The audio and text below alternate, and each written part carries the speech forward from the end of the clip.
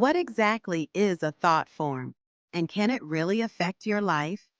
Let's explore this idea through the lens of science and psychology, and more importantly, how to use it to your advantage. A thought form is a mental construct, an idea, belief, or visualization that gains strength the more it's repeated and emotionally charged.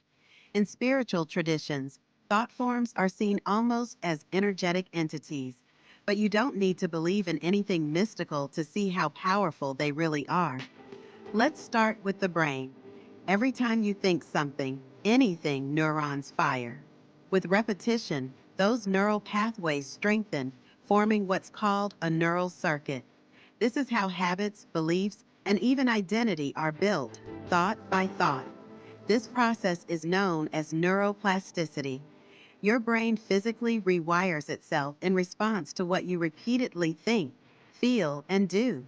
So, when we say thoughts have power, we're speaking in literal biological terms.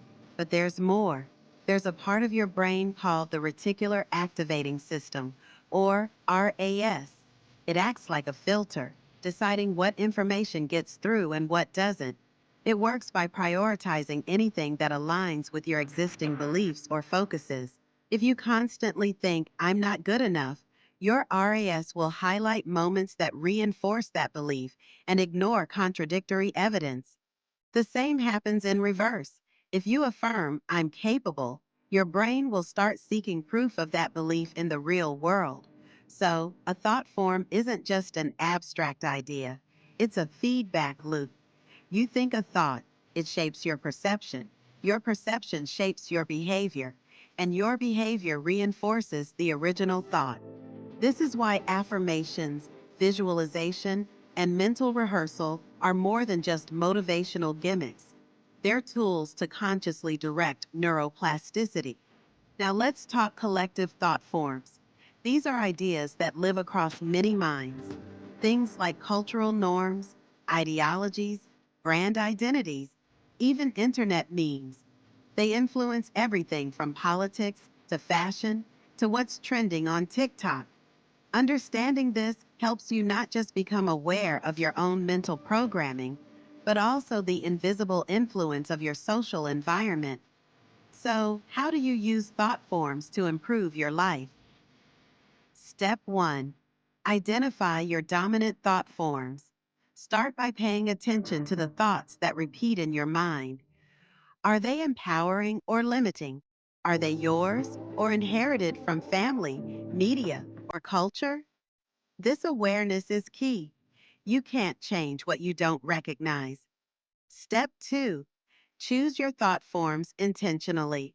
Once you're aware, the next step is to decide, what kind of beliefs and ideas do I want to strengthen? Maybe it's resilience, maybe it's creativity, maybe it's self-worth. Choose a few core thought forms you want to feed. Step 3. Use repetition and emotion. Thoughts only become dominant when they're repeated and emotionally charged. That means journaling, repeating affirmations, visualizing success. These aren't one-time tasks. They're practices. Think of it like building muscle. You don't go to the gym once and expect to be fit. Step 4. Align your environment. Surround yourself with reminders of the thought forms you want to cultivate. That includes the content you consume, the people you interact with, and even the language you use. If you're feeding your brain conflicting input, progress becomes harder. Step 5. Watch for resistance. When you begin shifting your dominant thought forms, old ones may push back. That's normal.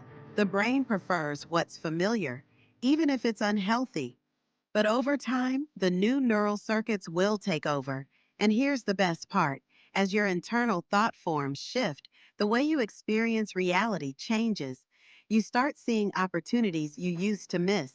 You handle setbacks with more resilience.